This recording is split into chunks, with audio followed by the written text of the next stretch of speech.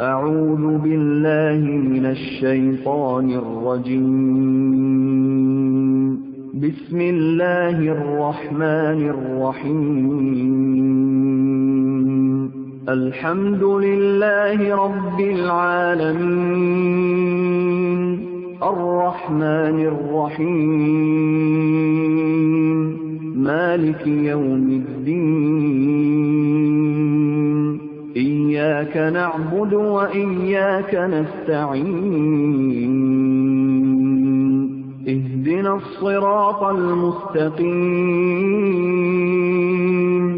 صراط الذين أنعمت عليهم. الحمد لله رب العالمين والصلاة والسلام على رسوله الأمين أما بعد. أعوذ بالله من الشيطان الرجيم. بسم الله الرحمن الرحيم.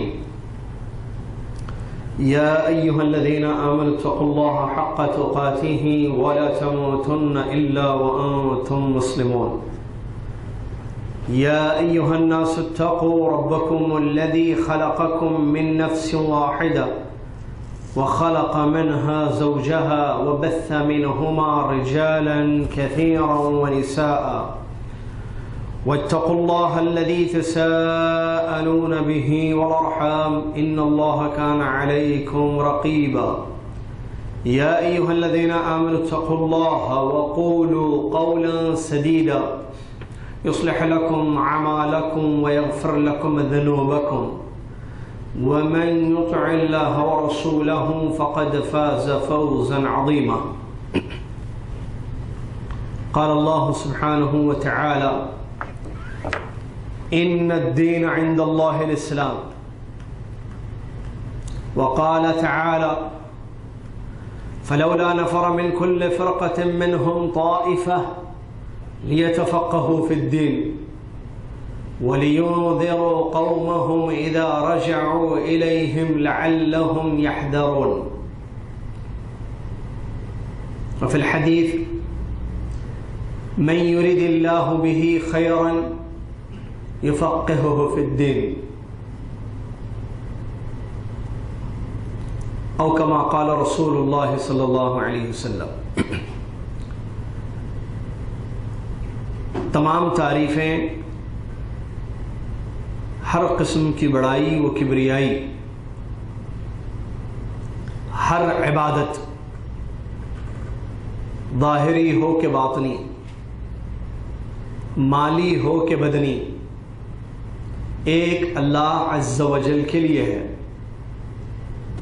جو خالق و مالک ہے، غفور و رحیم ہے، اچھے اچھے پیارے پیارے اس کے نام، بے عیب بے مثال اس کی صفات ہیں. سبحان اللہ و بحمدہ سبحان اللہ العظیم. درود و سلام ہو اللہ کے آخری نبی، امام الانبیاء، سید الرسل محمد صلی اللہ علیہ وسلم پر، جن کو رب تعالیٰ نے خاتم الانبیاء، امام المرسلین بنا کر مبعوث فرمایا. اللہم صلی علی محمد وعلی آل محمد كما صليت على إبراهيم وعلى آل إبراهيم إنك حميد مجيد. اللهم بارك على محمد وعلى آل محمد كما باركت على إبراهيم وعلى آل إبراهيم إنك حميد مجيد. حمد و صلاة کے بعد میں ابو عمار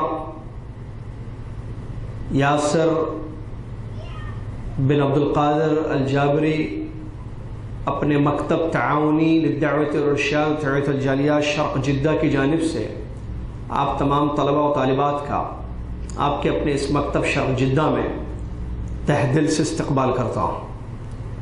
اس نئے اور ایک انوکھے، ایک علمی دورے میں جو فقہی اصول و قواعد پر مشتمل ہے، اور یہ سلسلہ وار 17واں علمی دورہ اس مکتب کے تحت قائم ہے. جیسا کہ اس کی خبر بدریے اعلانات آپ تک پہنچائی گئی. تو انشاءاللہ آج سے یہ علمی اور فقہی قواعد پر مشتمل دورہ شروع ہونے جا رہا ہے، جو 1 مہینے کا دورہ ہوگا. 4 اس کی کلاسز ہوں گی انشاءاللہ. ہر جمعہ صبح کے وقت اسی جگہ پر یہ دورہ قائم ہوگا.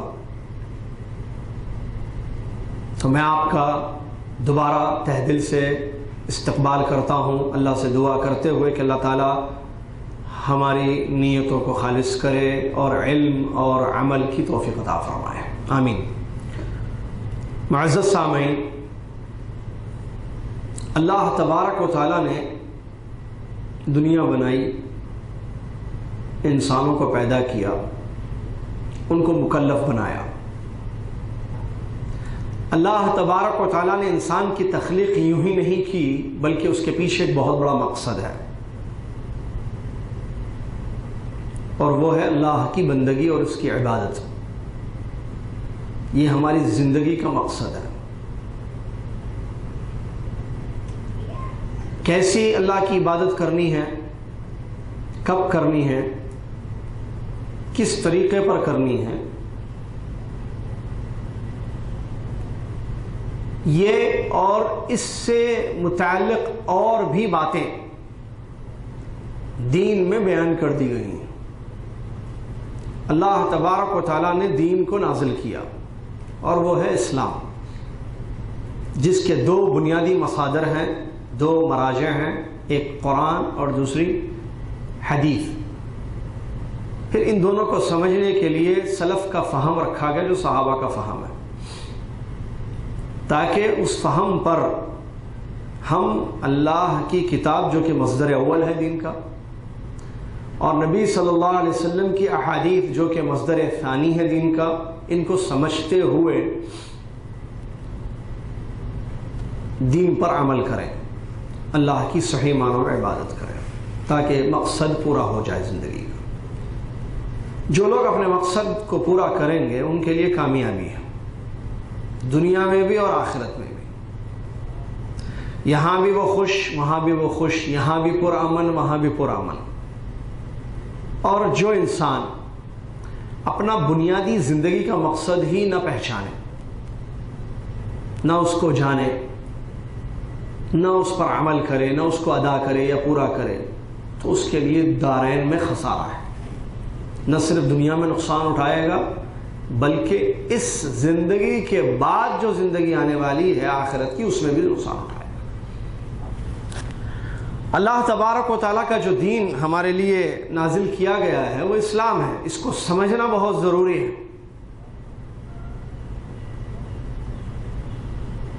اللہ تبارک و تعالیٰ فرماتا ہے فَلَوْلَا نَفَرَ مِن كُلِّ فِرْقَةٍ مِّنْهُمْ طَائِفَةٌ لِيَتَفَقَّهُوا فِي الدِّينِ وَلِيُنذِرُوا قَوْمَهُمْ إِذَا رَجَعُوا إِلَيْهِمْ لَعَلَّهُمْ يَهْذَرُونَ. ہمارے دورے کی آپ یہ کہہ کہ بنیادی آیت ہے. اللہ تعالیٰ فرماتا ہے ایک لوگوں کی جماعت ایسی ہونی چاہیے جو نکلے، سفر کرے، جائے. کیوں؟ لیتفقہوا فی الدین، تاکہ دین کو سمجھیں. یہ کام ان کا ہے. پھر وَلِيُنذِرُوا قَوْمَهُمْ إِذَا رَجَعُوا إِلَيْهِمْ، دین سمجھ گئے، گھر سے نکلے، سفر کیے یا گئے دوسری جگہ، وہاں سے دین سمجھے، واپس جب آئیں گے اپنی قوم کو ڈرائیں گے. لعلہم یحذرون، شاید کہ قوم ڈر جائے. معلوم ہوا اس آیت سے کہ مسلمانوں میں کچھ لوگ ایسے ہونا ضروری ہیں جو نکلیں اہل علم کی طرف، علماء کے پاس جائیں، جس کو الرحلۃ فی طلب العلم کہا گیا. طلب علم میں نکلنا، علم کو تلاش کرتے ہوئے جانا اہل علم کے پاس، ان سے علم لینا. ان سے دین کو سمجھنا، لیتفقہوا فی الدین، دین کو سمجھنا، اللہ کے دین کو، کیونکہ سمجھیں گے نہیں تو پھر عمل صحیح نہیں ہوگا، عمل صحیح نہیں تو پھر رد کر دیا جائے گا۔ حلال کو حرام، حرام کو حلال، سنت کو بدعت، بدعت کو سنت، صحیح کو غلط، غلط کو صحیح، جائز کو ناجائز، ناجائز کو صحیح، الٹا پلٹا ہو جائے گا مسئلہ۔ فقہ فی الدین ضروری ہے تاکہ عمل درست معلوم ہو، دین کا مزاج کیا ہے، کیا ہے یہ دین اللہ کا، کیسے ہے، اس کی تفاصیل کیا ہے، اس کو سمجھنا دین کو اللہ کی، سمجھ کر، سمجھیں گے کیوں؟ عمل کرنے کے لیے، پھر اپنی قوم کو آ کر ڈرانا، سمجھانا ان کو، آپ سمجھ گئے اب جائیے اپنے گھر والوں کو سمجھائیے تاکہ وہ لوگ ڈریں۔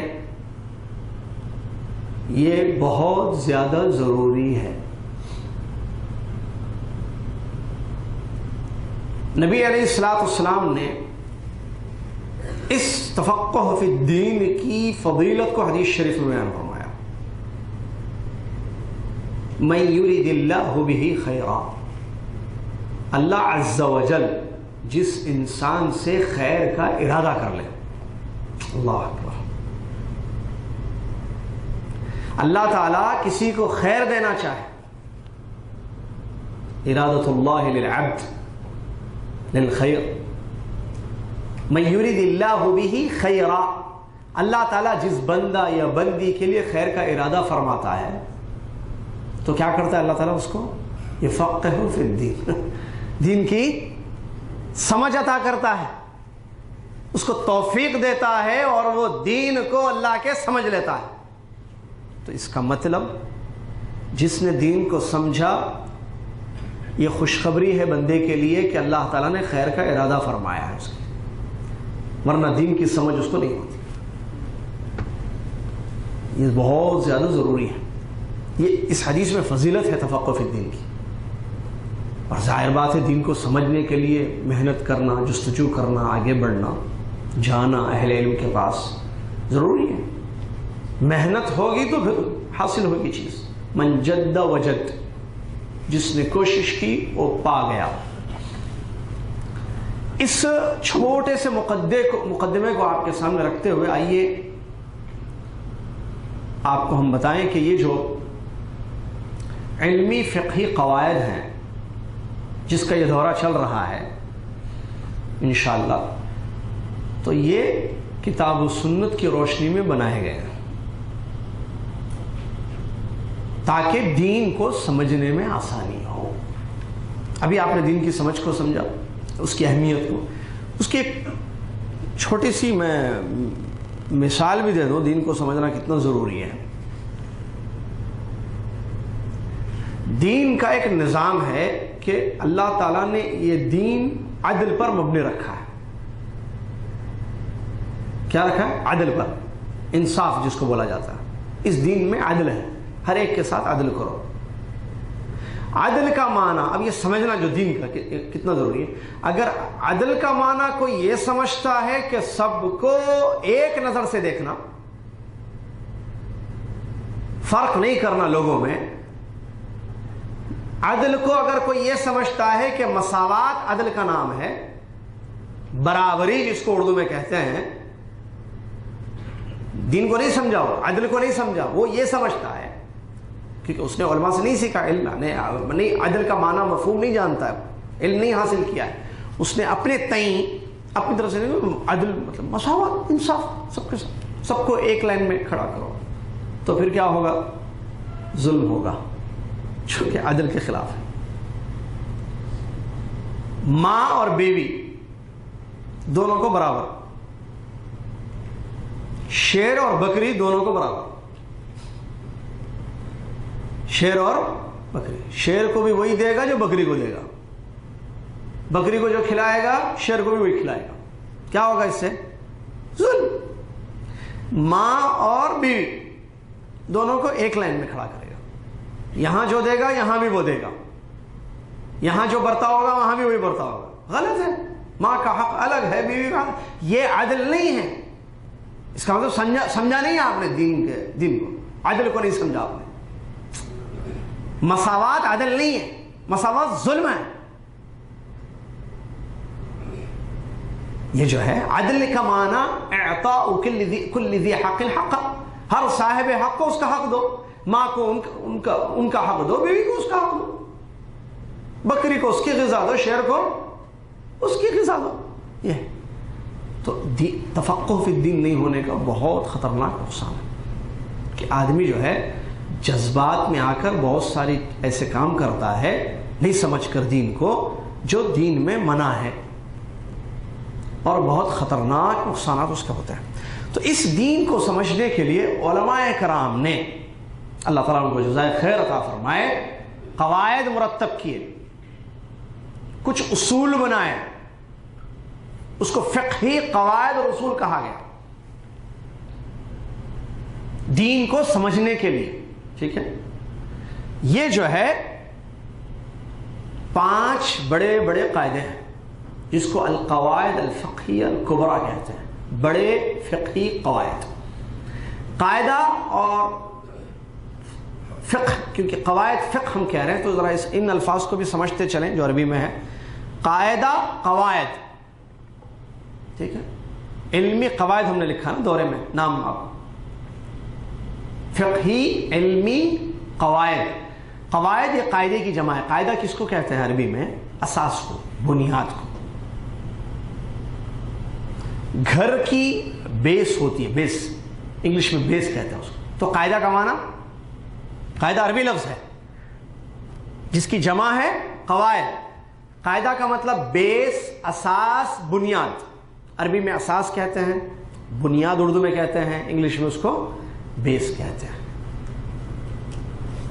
یہ جو ہے قاعدے کا معنی ہے.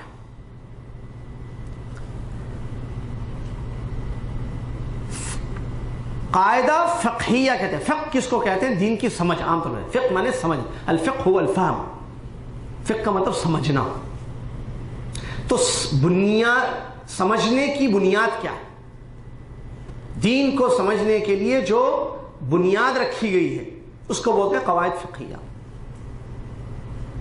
بعض نے یہ ایک عام اردو میں نے قواعد فقہیہ کا معنی یا اس کا مدلول آپ کو سمجھایا ہے کہ علماء کرام نے کتاب و سنت کی روشنی میں کچھ ایسی بیسس بنائے ہیں جس کو قواعد کہا جاتا ہے کہ آپ ان کو سمجھیں گے تو دین کے سمجھنے میں آسانی ہوگی، دین آپ کو سمجھ میں آ جائے گا. اور یہ بڑے بڑے 5 قواعد بیان کیے. اس کے ہر قاعدے کے تحت کئی قاعدے ہیں چھوٹے چھوٹے. سمجھ میں آ رہا ہے؟ ایک بڑا بیس ہے، اس کے تحت کئی چیزیں ہیں. بنیاد ڈالی جاتی ہے، اس میں اینٹیں ہوتی ہیں چھوٹی چھوٹی، مثال کو سمجھنے کے لیے. تو ایسے جو ہے 5 بڑے بڑے فقہی علمی قواعد بیان مرتب کیے گئے، بیان کیے گئے ہیں، لکھے گئے ہیں تاکہ لوگ اس کو سمجھیں. علمی مسئلے قواعد ہیں اور اس کے تحت جو ہے بہت سارے قواعد ہیں. بیس تو بڑے بڑے 5 ہیں جو آپ کو پڑھائیں گے ہم انشاءاللہ اس دورے میں تاکہ دین کو سمجھنے میں آسانی. کیا اس کا آغاز کہاں سے ہوا؟ یہ قواعد جو فقہیہ ہے اس کی تاریخ کیا ہے؟ اللہ کے نبی علیہ السلام کی احادیث میں آپ صلی اللہ علیہ وسلم نے بعض ایسے قواعد ذکر کیے ہیں، وہاں سے اس کی شروعات ہوتی ہے. جیسا کہ نبی علیہ السلام نے فرمایا الخراج بالضمان. نبی علیہ السلام نے فرمایا لا ضرر ولا ضرار. نبی علیہ السلام نے فرمایا البینۃ علی المدعی والیمین علی المدعی علیہ یا والیمین علی من انکر. الدین النصیحہ. یہ نبی علیہ السلام کی احادیث ہیں جو مختصر ہیں اور اس کا مفہوم بہت زیادہ ہے. جو دین کے قاعدے بیان کیے گئے ہیں، جس میں قاعدے ہیں دین کے. جیسے کہ نبی علیہ السلام نے فرمایا لا ضرر ولا ضرار. دین میں نقصان پہنچانا نہیں ہے، نہ اپنے آپ کو نہ کسی کو نقصان پہنچانا. تو یہ قاعدہ ہے باقاعدہ جو ہم پڑھیں گے انشاءاللہ اس کو. حدیث میں نبی علیہ السلام نے فرمایا کہ جو دعویٰ کرتا ہے وہ دلیل دے گا اور جو انکار کرتا ہے وہ قسم کھائے گا. ایک آدمی مدعی ہے، ایک آدمی مدعی علیہ ہے. ایک آدمی کسی چیز کا دعویٰ کرتا ہے، سمجھ رہے؟ ایک آدمی، ایک انسان کسی چیز کا دعویٰ کرتا ہے تو دعویٰ کرنے والے کو مدعی، کس پر دعویٰ کر رہا ہے وہ مدعی علیہ بولتے ہیں اس کو. تو رسول صلی اللہ علیہ وسلم نے حدیث میں فرمایا کہ مدعی دعویٰ کرنے والا دلیل دے گا. جس پر دعویٰ کیا جا رہا ہے اگر وہ مانتا ہے تو ختم ہے مسئلہ، اگر وہ انکار کرتا ہے تو قسم کھائے گا، اس کو قسم کھلوائی جائے گی. تو یہ قاعدہ ہے، یہ بھی ایک حدیث. تو نبی صلی اللہ علیہ وسلم نے ایسی کچھ چیز، اب اس میں کئی مسائل آتے ہیں، کئی احکام اس پر فٹ ہوتے ہیں، سمجھ رہے بات؟ یا لا ضرر ولا ضرار آپ نے جیسے بیان فرمایا، اس میں بھی کئی قواعد فٹ ہوتے ہیں. تو یہاں سے اس کی بنیاد شروع ہوئی.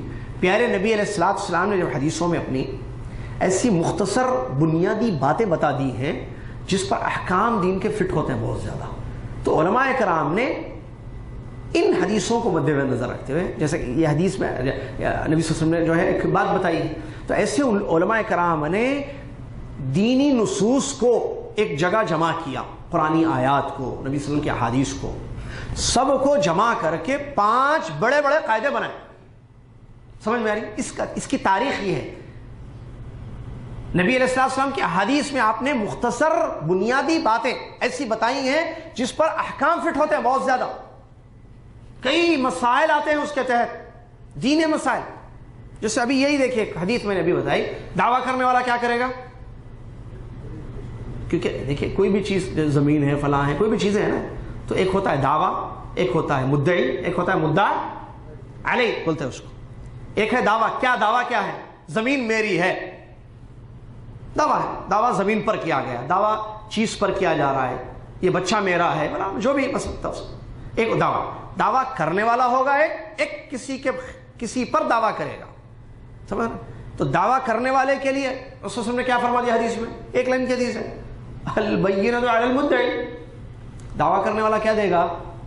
دلیل. آپ کہہ رہے ہیں نا یہ آپ کی ہے، آپ دلیل دیجیے، پروف لائیے. سامنے والا وہ کیا کرے گا؟ وہ تو دعویٰ نہیں، اس پر دعویٰ کیا جا رہا ہے، یہ میری ہے، یہ لے لیے، یہ چھین لیے مجھ سے. وہ انکار کر رہا ہے، نہیں میں نے لیا. انکار کرنے والا مدعی علیہ کیا کرے گا؟ قسم. یہ دلیل دے گا اور وہ قسم کھائے. تو یہ ایک حدیث ہے. اب اس کے تحت کئی مسائل ہیں تفصیلی طور پر. تو جیسا نبی صلی اللہ علیہ وسلم نے یہ ایک ایسی بات بیان فرمائی جس کو سمجھے اگر کوئی، تو بہت سارے مسائل کو سمجھنے میں آسانی ہوگی جو دین سے ریلیٹڈ ہے. ٹھیک ہے؟ تو اس کو ایسی حدیثوں کو سامنے رکھ کر علماء کرام نے کیا کیا کہ بھئی قرآن اور حدیث کی روشنی میں کچھ بنیادی قاعدے بنانے چاہیے، فقہی قاعدے، مسائل اور احکام کو سمجھنے میں آسانی ہوگی. تو ٹوٹل کتنے بنائے گئے؟ وہ 5، جس کو کیا بولتے ہیں؟ 5 فقہی قواعد. اس کو یاد رکھنا، 5 بڑے بڑے، پورا نام کیا ہے اس کا؟ ہمارا جو دورہ ہے علمی قاعدہ، لیکن کیا ہے یہ؟ 5 بڑے بڑے فقہی قواعد. قواعد یعنی اساس، فقہ یعنی سمجھنا. 5 تو معلوم ہے، 4 کو 5 نہیں بولتے، 6 کو 5 نہیں بولتے. 5 ایک عدد ہے جس کو 5 خمسہ بولتے ہیں. کبرا بڑے یعنی بڑے، چھوٹے نہیں، منزلے نہیں. سمجھ رہا؟ تو یہ 5 بڑے بڑے قاعدے ہیں. جس نے ان قواعد کو سمجھا دین کو وہ سمجھ جائے گا. سبحان اللہ، کتنی بڑی بات ہے. دیکھیے، جو ان قواعد کو سمجھے وہ دین کو سمجھے گا، فقہی مسائل کو سمجھ لے گا. اور جتنی مسائل ہیں دین کے مسائل، فقہی جتنے مسائل ہیں، احکام ہیں جتنے، ٹھیک ہے، وہ سب اس کے تحت آتے ہیں، وہ سب ہیں. تو یہ بہت زیادہ ضروری ہے اور آپ کے لیے خوشخبری الحمدللہ کہ ہم اس کو یہاں شروع کر رہے ہیں. سمجھانا ہمارا کام، سمجھنا آپ کا کام. میں سو جاؤں گا تو سمجھا نہیں سکوں گا، آپ سو جائیں گے تو آپ سمجھ نہیں سکیں گے. اور یہ بالکل علمی قواعد ہیں، یاد رکھیے. آپ طالب علم ہیں، 16 علمی دورے اٹینڈ کر چکے ہیں، اس لیے 17واں علمی دورہ فقہی قواعد پر مشتمل رکھا گیا ہے. پہلا دورہ اگر یہ رکھتے تو نہیں. آپ 16 علمی دورے اٹینڈ کر چکے ہیں. 16 ان میں جو ہے آپ کو یاد ہوگا عقیدے سے متعلق دورے یا شارٹ کورس، دورہ مطلب شارٹ کورسز رکھے گئے. دوسرے جو ہے فقہی احکام جو ہوتے ہیں، جیسے حج ہے، روزہ ہے، زکوٰۃ ہے نا؟ تو اس پر بھی دورے ہو گئے، یعنی عقیدے میں دورے ہوئے، فقہ میں دورے ہوئے، حدیث میں دورے ہوئے، یاد ہوگا آپ کو، اور سیرت پر بھی دورہ ہوا، اخلاقیات پر بھی دورہ ہوا، یاد ہے نا؟ یہ سب آپ پڑھ لیے۔ اب اس کے بعد ہم نے مناسب سمجھا کہ ان طلباء کو جو اس لیول پر پہنچ چکے ہیں الحمدللہ، ان کو فقہی قواعد بھی بتا دیے جائیں تاکہ دین کو سمجھنے میں آسانی ہو اور یہ دوسروں کو سمجھا سکیں۔ ٹھیک ہے نا؟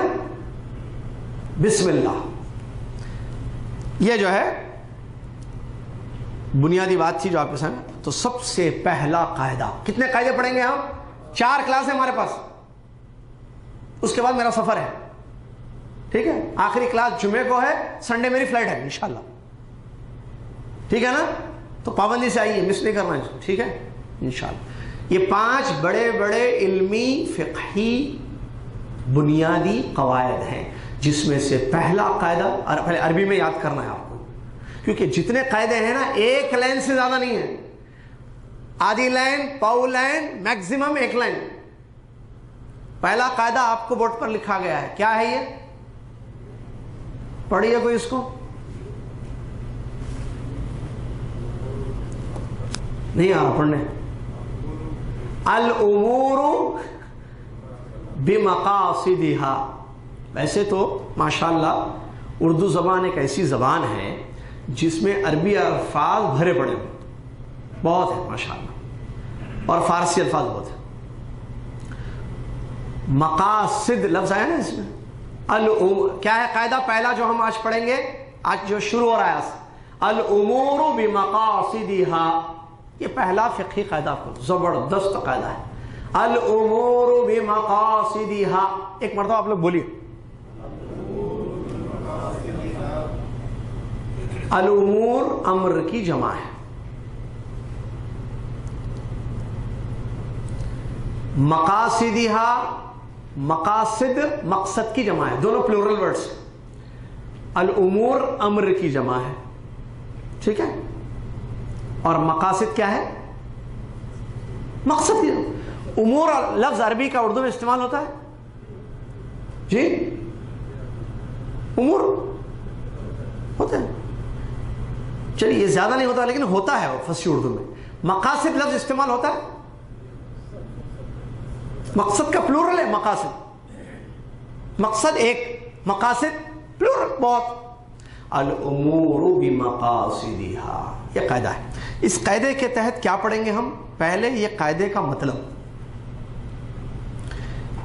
اور اس کے مفردات، یعنی امور کس کو بولتے ہیں اور مقاصد کس کو بولتے ہیں، پھر اس کا مفہوم کیا ہے یہ بھی پڑھیں گے ہم، اس کی دلیل کیا ہے اس قاعدے کی۔ کیونکہ ایک بات یاد رکھیے، جتنے یہ 5 فقہی قاعدے ہیں نا انشاءاللہ جو پڑھنے ہم جا رہے ہیں، جو قواعد ہیں 5 فقہی، سب قرآنی آیات اور نبی صلی اللہ علیہ وسلم کی صحیح احادیث کے روشنی میں مرتب کیے گئے، بنائے گئے، یاد رکھیے، آیتوں اور حدیثوں کی روشنی میں۔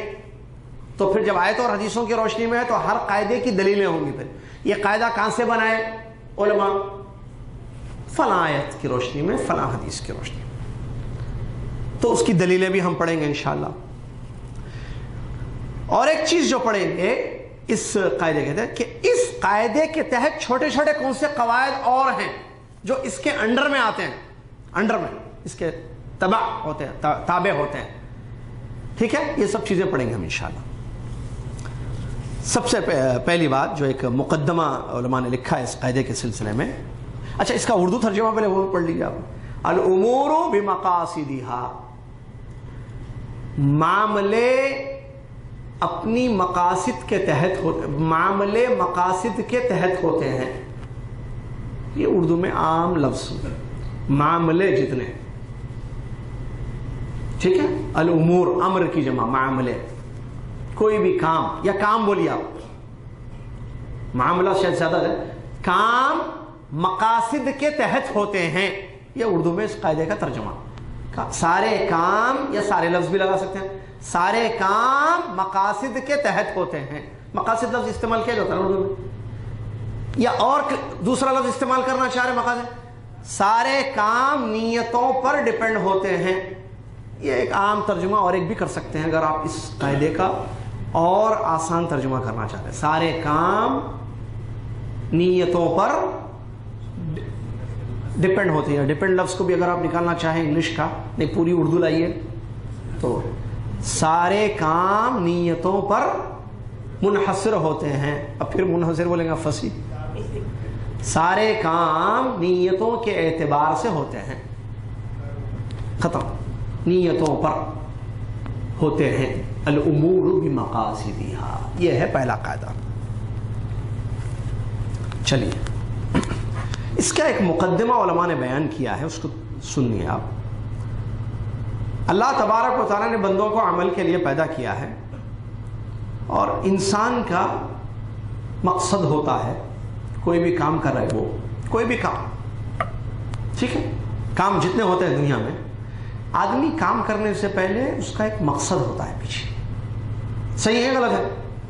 کوئی بھی کام، پیسہ کمانا ہے، مسجد کو جانا ہے، آفس کو جانا ہے، کوئی بھی ایک چیز خریدنی ہے، ایک چیز بیچنی ہے، ایک کام کرنا ہے. کام جتنی کرتا ہے انسان، تو علماء نے لکھا کہ کام کے پیچھے نیتیں اور مقصد ہوتے ہیں. کچھ مقصد ہوتا ہے، نیت ہوتی ہے. نیت بولیے مقصد. تو اس کی بڑی اہمیت ہے. اور یہ جو مقصد اور نیت ہوتی ہے یہ اصل ہے. اصل آدمی جیسے بولے ایک آدمی ایک کام کرنا چاہتا ہے، ٹھیک ہے، ایک آدمی سفر کر رہا ہے، ایک آدمی عبادت کرنا چاہتا ہے. کیوں کرنا چاہتا ہے؟ کیا نیت ہے اس کی؟ تو اس کا دخل ہے نا زندگی میں، اس کی اہمیت ہے نا کہ بھئی آپ کیوں آئے دعویٰ سینٹر، آپ کیوں بیٹھے ہوئے ہیں، آپ کیوں جا رہے ہیں، آپ کیوں سن رہے ہیں، آپ کیوں سنا رہے ہیں، آپ کیوں پڑھ رہے ہیں، آپ کیوں پڑھا رہے ہیں. سارے کام دیکھیے آپ. تو کام سے زیادہ کام کی نیت کی اہمیت ہے. سمجھ رہے ہیں نا بات کو؟ تو اسی لیے چونکہ اس کی اہمیت زیادہ ہے تو شریعت نے اس کی طرف توجہ دلائی ہے، خاص طور سے اس کی اہمیت کو بیان کیا ہے اور اسی پر اجر کو مرتب کیا ہے کہ آپ کی نیت کیا ہے کام کے پیچھے. اور اس نیت کا تعلق دل سے ہوتا ہے. اسی لیے عمل کا تعلق دل سے ہے. سنیے کیا کہتے ہیں، اعمال کا تعلق یا اس کا اثر دل سے ہوتا ہے، یا اس کا تعلق دل سے ہوتا ہے. تو دل میں جو چیز ہوگی وہ عمل پر اثر کرے گی. باتوں کو غور سے سننا ہے. عمل ہے نا، عمل کام بولیے، عمل بولیے، اعمال، کام، امور، ٹھیک ہے. اس کا تعلق دل سے ہے. کیا مطلب؟ ایک آدمی کوئی عمل کر رہا ہے تو اس کا ایک مقصد ہے، اس کی ایک نیت ہے، ٹھیک ہے نا. اور یہ نیت، یہ مقصد دل میں ہوتی ہے، اور وہ جو مقصد ہے ویسا اثر عمل پر پڑتا ہے. جو نیت ہے ویسا اثر اس کے عمل پر، اس کے ظاہر پر ہوتا ہے. یعنی جو اندر ہے اس کا اثر باہر ہوتا ہے. اور دوسرے الفاظ تو جب ایسی بات ہے تو اگر اندر صحیح تو باہر صحیح. اگر قصد اچھا ہے تو پھر عمل بھی اچھا ہوگا. اگر نیت پاک ہے تو عمل بھی پاک رہے گا، عمل بھی ٹھیک رہے گا. سمجھ رہے ہیں؟ اگر نیت میں کھوٹ ہے تو پھر عمل خراب ہو جائے گا. نیت صاف ہے، عمل آپ کا پاک صاف ہو جائے، صحیح درست. اگر نیت میں کھوٹ ہو گئی، نیت میں گڑبڑ واقع ہو گئی تو پھر کیونکہ نیت اندر ہے تو اندر اگر خراب ہو گئی چیز، یعنی دل، مقصد، نیت گڑبڑ ہے، صحیح نہیں ہے، تو پھر عمل آپ کا گیا. اس کا اثر پڑتا ہے، جو اندر ہے اس کا اثر باہر پڑتا ہے. سمجھیے بات کو. یہ اسی لیے شریعت نے اندر کو باہر سے پہلے ٹھیک کرنے کی تاکید کی. شریعت اسلامیہ نے، دین نے خصوصی طور پر اس کا علاج سکھایا، اس کا علاج کرنے کا حکم دیا کہ اپنے اندر کو ٹھیک کر لو. یہ بنیادی چیز ہے کیونکہ تم کام جتنے بھی کرو گے، جتنا بھی عمل کرو گے، جتنی بھی عبادات کرو گے، اس کے پیچھے تمہارا مقصد ہوگا، ایک تمہاری نیت ہوگی. ایک بغیر نیت کے کوئی عمل نہیں ہوتا ہے. عمل کرتا نہیں آدمی، عمل کرتا ہے نیت کی بات، نیت ہوتی ہے پھر عمل ہوتا ہے. یہ بات ذہن میں رکھیے آپ. تو جب اور نیت کی جگہ دل ہے تو اس کو ٹھیک کرو تو تمہارا عمل ٹھیک رہے گا، فائدہ ہوگا اس کا. لیکن اگر اندرونی گڑبڑ واقع ہو گئی، مطلب کیا گڑبڑ سمجھ رہے ہیں الفاظ؟ یعنی نیت پاک نہیں ہے، مقصد اچھا نہیں ہے آپ کا، ارادہ صحیح نہیں ہے آپ کا، تو پھر گیا عمل آپ کا. اس کا بہت زیادہ نقصان دنیا میں بھی ہوگا، اوپر بھی ہوگا. یہ مقدمہ علماء نے بنایا. اسی لیے دیکھیں کیا کہتے ہیں، بڑا اچھا جملہ ہے. فمیزان الاعمال القصد والنیہ، اعمال کو تولنے والی چیز نیت اور قصد ہے. اسی لیے نیتوں کو ٹھیک کرنے کا حکم دیا گیا ہے. تو یہ ایک مقدمہ ہے اس قاعدے کے لیے. ٹھیک ہے، آئیے سیکنڈ پوائنٹ پر. اس قاعدے میں جو الفاظ آئے ہیں وہ کیا ہیں، ذرا اس کو سمجھ لیں. امور امر کی جمع ہے، مقاصد مقصد کی جمع ہے. امر عربی زبان میں کئی معنوں میں استعمال کیا جاتا ہے. ٹھیک ہے، قرآن میں بھی لفظ امر آیا ہے. امور سمجھ رہے نا، امور بمقاصد، یا معاملے یا کام نیتوں پر مقصد کے اعتبار سے ہوتے ہیں. ہم نیت نہیں مقصدی لفظ استعمال کریں گے کیونکہ اردو میں بولتے ہیں وہ لفظ.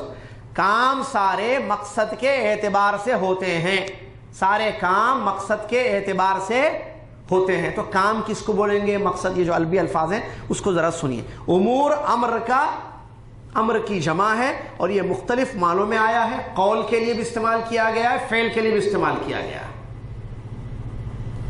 قول آدمی بولتا ہے، اس کو بھی امر بولتا ہے. آدمی کچھ کرتا ہے پریکٹیکل، بول نہیں رہا ہے، ہاتھ پیر سے کر رہا ہے، اس کو بھی امر بولتا ہے. اللہ تعالیٰ نے فرمایا إِلَى فِرْعَوْنَ وَمَلَئِهِ فَاتَّبِعُوا أَمْرَ فِرْعَوْنَ وَمَا أَمْرُ فِرْعَوْنَ بِرَشِيدٍ. اللہ تعالیٰ فرماتا ہے موسیٰ اور ہارون کو علیہ السلام کو ہم نے فرعون اور اس کی جماعت کی طرف نبی بنا کر بھیجا. لوگوں نے کیا کیا، مصر والوں نے، بستی والوں نے، فَاتَّبِعُوا أَمْرَ فِرْعَوْنَ، فرعون کے حکم پر چلے، فرعون کے طریقے پر چلے. وما امر فرعون برشید، اور وما امر فرعون برشید، اللہ کہتا ہے فرعون کا معاملہ، فرعون کی حالت یا اس کا فعل، اس کا کام اچھا نہیں تھا. اللہ کہہ رہا ہے وما امر فرعون. یہاں امر کس معنی میں ہے، کام. اس کی حالت، اس کا فعل، اس کا کام اچھا نہیں تھا. کیا کام تھا اس کا، کفر کرنا، کفر کی دعوت دینا. معلوم ہے آپ فرعون کے کام. تو امر کس معنی میں استعمال ہوا ہے، نہیں سمجھ رہے کیا آپ لوگ؟ پھر میں پوری سامنے سے بھی چاہیے نا، ادھر سے ادھر سے بھی دورہ فرسٹ کلاس کامیاب. ادھر پوری چستی ہے، سامنے سے سستی ہے، تو پھر مسئلہ گڑبڑ ہو جائے گا. ٹھیک ہے، چلیے پھر. اسی طریقے سے قرآن میں اللہ تعالیٰ نے دوسری جگہ بھی امر کا لفظ استعمال کیا. لیس لک من الامر شیء او یتوب علیہم او یعذبہم فانہم ظالمون. آپ کو معاملے کا کوئی اختیار نہیں ہے. نبی صلی اللہ علیہ وسلم کو کہا اللہ تعالیٰ معاملے کا اختیار آپ کے ہاتھ میں نہیں ہے، سب معاملے اللہ کے ہاتھ میں. مطلب یہ ہے. تو یہاں بھی امر کا لفظ استعمال کیا گیا ہے. اردو عربی زبان میں کہتے ہیں امورہ یا امور فلان مستقیمہ، فلاں صاحب کے امور مستقیم ہیں. یہاں امر حالت کے معنی میں استعمال ہوتا ہے، ان کی حالت ٹھیک ہے. امر حالت کے معنی میں بھی آتا ہے. تو امر کتنے معنوں میں آیا، قول، فعل اور حالت. حالت فعل کام کو بولیں گے، قول بات، فعل کام. حالت کو بھی بولتے ہیں، جیسے اللہ تعالیٰ یہی عربی زبان میں کہتے ہیں امور فلان مستقیمہ، فلاں کے امور مستقیم ہیں، صحیح جا رہے ہیں ان کی، یعنی ان کی حالت صحیح ہے.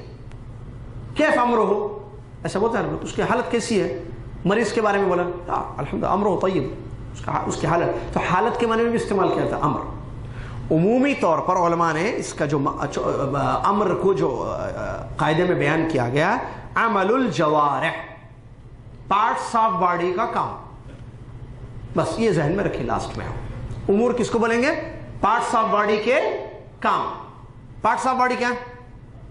ہاتھ، پیر، زبان، کان، ہے نا، اس کے جو کام ہیں ان سب کو امور بولا جائے گا۔ سننا اس کو بھی امور وہ بھی آئے گا، بولنا، ہاتھ سے کرنا، پیر سے کرنا کوئی کام، یا اعضائے جسمانی پارٹس آف باڈی کے جو کام ہوتے ہیں ان کو امور بولا جائے گا۔ یہ مقصد ہے اس قاعدے میں امور کا، یہ مفہوم ہے اس قاعدے میں لفظ امور کا۔ کیا سمجھ میں آیا؟ امور کا معنی کیا ہے؟ نہیں ان جنرل بتائیے، ابھی جو آخری میں بتایا، پارٹس آف باڈی کے کام، یا خالی کام، کس کے کام؟ جسمانی جو بھی کام انسان کرتا ہے، ہاتھ سے کرتا ہے، منہ سے کرتا ہے، کان سے کرتا ہے، شرمگاہ سے کرتا ہے، پیر سے کرتا ہے، سب کو امور بولا جائے گا۔ ٹھیک ہے، چلیے مقاصد، ورڈز کو سمجھنا۔ مقاصد مقصد کی جمع ہے، مقاصد مقصد کی جمع ہے۔ مقصد کس کو کہتے ہیں؟ انسان کسی کام کا جو ارادہ کرتا ہے، ٹھیک ہے۔ اچھا، ارادہ لفظ بھی عربی ہے، مقصد بھی عربی ہے، تو یہاں دونوں میں کوئی فرق ہے؟ علماء نے کہا جی ہاں فرق ہے۔ ارادہ اور مقصد دونوں ایک ہی معنی میں ہے تقریباً۔ میں نے ارادہ کر لیا ہے، میں نے قصد کر لیا ہے، مقصد قصد سے نکلا ہے۔ آپ کا کیا ارادہ ہے؟ آپ کا کیا قصد ہے؟ آپ کی کیا نیت ہے؟ سب مترادف الفاظ ہیں، لیکن ارادے اور قصد میں ایک تھوڑا سا چھوٹا سا فرق علماء نے بیان کیا ہے۔ ارادہ دل سے انسان کا سوچنا کسی کام کے لیے، جنرل کوئی بھی کام کے بارے میں سوچتا ہے آدمی دل میں، یہ ارادہ۔ اگر وہ پکا کرنے کے بارے میں سوچتا ہے، قصد ہو گیا۔ ایک جنرل ہے، جاؤ جیسے کل ایک انسان ارادہ کر رہا ہے کہ جو ہے، میں آپ کو مثال سے سمجھاؤں کہ کل سیٹرڈے ہے نا، چھٹی ہے، عمرہ کر لیتا ہوں۔ سوچ رہا ہے دل میں، وہ سوچ رہا ہے کہ کل کیا کرے گا، وہ کرے گا کیا؟ عمرہ، مکہ جائے گا، عمرہ کر لیں گے کل۔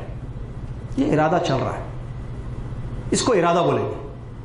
ایک آدمی نے دل میں پختہ ارادہ کر لیا ہے، کنفرم، کل پکا عمرہ کرنے جاؤں گا بھائی، یہ کیا ہو گیا؟ قصد۔ دونوں ٹھیک ہے، لیکن دونوں میں پاورفل کیا ہے؟ قصد۔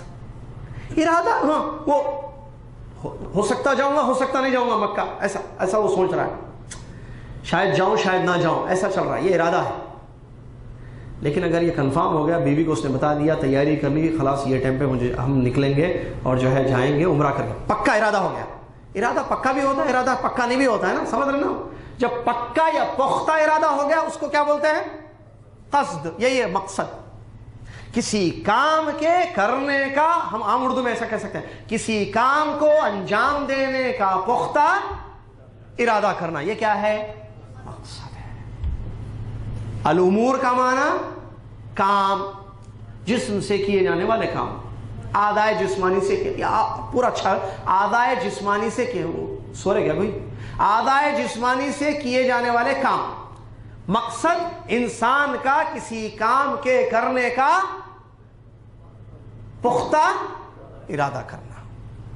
چلیے، تو اب معنی کیا ہوگا؟ پھر پورے اس کا الامور بمقاصدی کا، مقاصد یہ جو قاعدہ ہے فقہی کہ آدمی کسی کام کے کرنے کا جو پختہ ارادہ کرتا ہے، تو جیسا پختہ اس کا ارادہ ہے ویسے اس کام کا بدلہ اس کو ملے گا۔ پختہ ارادہ ہے اللہ کے واسطے ہی کرنا ہے مجھے عمرہ، اللہ کو اجر دے گا زبردست۔ سمجھ میں آ رہا ہے؟ پختہ ارادہ ہے میں بتاؤں گا لوگوں کو عمرہ کر کے آیا ہوں، لوگ دیکھ لیں گے، نیت، ٹھیک ہے، یہ کام کر رہا ہے، جیسا قصد ہے ویسا آپ کو بدلہ ملے گا۔ الامور بمقاصدها، کیوں کر رہے؟ نماز پڑھ رہے، صرف اللہ کے واسطے، پختی نیت، پختہ ارادہ ہے، مضبوط نیت ہے. کیا مقصد کیا ہے؟ صرف اللہ خوش کرنا، اللہ کو خوش کرنا، اللہ خوش. لیکن جہاں یہ مقصد فوت، دکھانا ہے دنیا والوں، بہت بول رہے کہ جو ہے یہ نماز نہیں پڑھتے، مسجد میں نظر نہیں آتے، ہاں اللہ والا آدمی نہیں ہے. اب بتاؤں گا میں لوگوں کو کہ میں بھی کتنا بڑا نمازی ہوں. پہلے سب میں جا کے کھڑا ہو رہا ہے. الامور بمقاصدها، لوگوں کو کھانا کھلا رہا ہے. یہ اتنا بڑا قاعدہ ہے، اللہ آپ ہر چیز کو فٹ کیجئے. اس کو غریبوں کو کھانا کھلا رہا ہے. لوگ بول رہے ہیں پیسے نہیں دکھاتا، اللہ تعالیٰ نے اتنا عطا کیا، اتنا عطا کیا. بول رہا اچھا میرے بارے میں اتنی چیمی گوئیاں ہو رہی ہیں، اتنی باتیں بتائی جا رہی ہیں کہ پیسہ ہے لیکن خرچ نہیں کرتا ہوں. ایک زبردست پارٹی بستی میں، خوب بریانی، یہ کباب شباب، وہ کباب وباب سب چیزیں بناؤ خوب. بتا رہا ہوں، ٹھیک ہے. کیوں؟ مقصد کیا ہے؟ بستی والوں کو بتانا کہ میں بھی کھلاتا ہوں، خرچ کرتا ہوں. الامور بمقاصدها. ایک آدمی کھانا کھلائے اللہ کے واسطے، اللہ کے واسطے. ایک آدمی لوگوں کو خوش کرنے کے لیے کھلا رہا ہے، لوگ خوش. ایک آدمی اللہ کو خوش کرنے کے لیے کھلا رہا ہے، اللہ خوش. الامور مقاصدها. ایک آدمی دورے میں جا رہا ہے، درس سن رہا ہے، کیوں؟ تاکہ بولیں گے میں بھی پابند ہوں، میں بھی جو ہے عالم بن رہا ہوں، میں فقیہ ہو رہا ہوں، عالم بن رہا ہوں. ایک آدمی چاہ رہا ہے نہیں مجھے سیکھنا ہے، اپنی جہالت کو دور کرنا ہے. الامور مقاصدها. جو آپ کا مقصد ہے. کیوں آئے آپ؟ تقریر کر رہا ہے ایک آدمی، کیا مقصد ہے؟ بس جو مقصد ہے وہ ملے گا. الامور بمقاصدها. آپ کا جو مقصد ہے وہ آپ کو ملے گا. اب آپ کا مقصد آپ کے دل میں ہے، کیا چاہ رہے ہیں آپ، وہ آپ کو مل جائے گا. ٹھیک ہے. یعنی کیا مطلب اس کا؟ یعنی اس پر جو حکم مرتب ہوگا وہ آپ کے قصد کو پر ہوگا. کام تو ہے، امور ہیں، ٹھیک ہے، یہ نماز ہے، یہ روزہ ہے، یہ صدقہ خیرات ہے، یہ حج ہے، یہ عمرہ ہے، یہ طواف ہے، یہ قرات ہے، یہ تلاوت ہے، یہ اجر، یہ کام کر رہے بہت سارے لوگوں کو کھانا کھلا رہے، یتیم خانہ بنا رہے، مسجد تعمیر کر رہے، فلاں فلاں فلاں امور ہیں یہ سب. ٹھیک ہے. اب اس کا اجر ڈیپینڈ کس پر ہوگا؟ مرتب یا حکم کس پر مرتب؟ مقصد پر. بمقاصدها. اگر اللہ کے لیے ہے یعنی اخلاص ہے تو پھر اجر ہے صاحب آپ کے. اخلاص نہیں ہے، ریاکاری ہے، دکھاوا ہے، لوگوں کو بتانا ہے، تو لوگوں کو پتہ چل جائے گا، لوگ خوش بھی ہو جائیں گے، اللہ کے پاس کچھ نہیں ملے گا. چلیے اس کی دلیل کیا ہے؟ یہ قاعدہ کہاں سے بنایا گیا ہے؟ اس کی دلیلیں بہت ہیں جو بنیادی ایک حدیث کی روشنی میں یہ قاعدہ بیان کیا گیا ہے. امید کہ آپ سمجھ گئے ہوں گے وہ حدیث کون سی ہوگی. کوئی ہاتھ اٹھا کر بتائے. پہلا ہاتھ وہ اٹھا جی. زبردست. کیا نام ہے آپ کا؟ امجد اللہ بھائی حسینی. صحیح ہے، جزاک اللہ خیر. اللہ تعالیٰ امجد اللہ حسینی کو علم نافع عمل صالح کی توفیق عطا فرمائے. آمین. ساتھ میں ہم سب کو بھی انشاءاللہ. اس کی بنیادی دلیل جس حدیث کو مد نظر رکھ کر علماء کرام نے اس قاعدے کو بنایا ہے یا بیان کیا ہے وہ ہے انما الاعمال بالنیات وانما لکل امرئ ما نوى فمن كانت هجرته الى الله ورسوله فهجرته الى الله ورسوله ومن كانت هجرته لدنيا يصيبها او امرأة ينكحها فهجرته الى ما هاجر اليه. صحیح بخاری کی پہلی نمبر کی حدیث، عبداللہ بن عمر بن خطاب رضی اللہ عنہ کی روایت. معلوم ہے آپ کو بخاری شریف کی پہلی حدیث ہے. امام بخاری رحمۃ اللہ علیہ نے اپنی کتاب کی پہلی حدیث یہ لکھی. آپ اندازہ لگائیے کتنی بڑی حدیث ہے. یہ بنیاد ہے دین کی. اس میں کتنی چیزیں اس پر آتی ہیں. فقہی قاعدے ہم جب پڑھے مدینہ یونیورسٹی میں دل کر رہا تھا کہ شیخ سلیمان الرحیلی حفظہ اللہ انہوں نے ہمیں پڑھایا تھا یہ قواعد فقہی. اتنی خوشی ہوئی پڑھ کر جی چاہتا تھا کہ روزانہ یہی کلاس رہے صبح، مطلب ڈیلی، کیونکہ اتنا مزہ آ رہا تھا علم حاصل کرنے میں. واللہ کہہ رہا ہوں میں، کیونکہ اس میں یہ تو دین ہے، یہ تو اساس ہے دین کی، یہ قواعد ہی ہیں سب کچھ.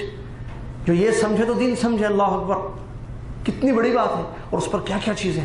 تو یہ حدیث اس کی بنیادی دلیل ہے. کیا حدیث ہے؟ آپ امام بخاری رحمۃ اللہ علیہ، کیونکہ اصل چیز وہی ہے، پوری چیزوں کی جڑ یہی ہے نا بھائی. انبیاء کو کیوں بھیجا گیا؟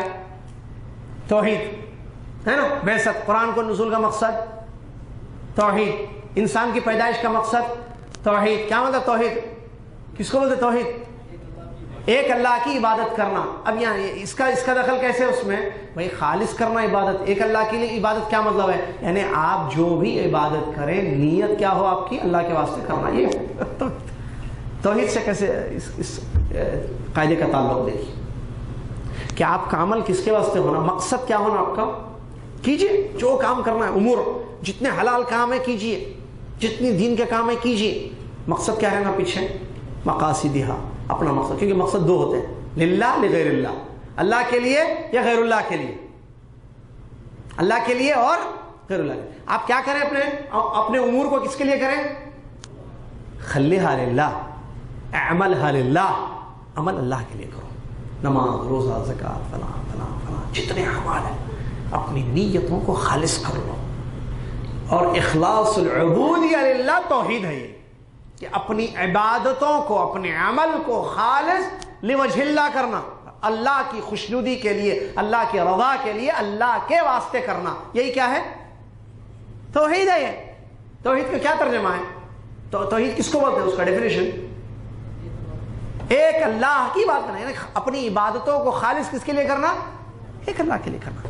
تو حدیث سنیے، انما الاعمال بالنیات، بے شک تمام اعمال کا دار و مدار مقصد نیت کی مقاصد.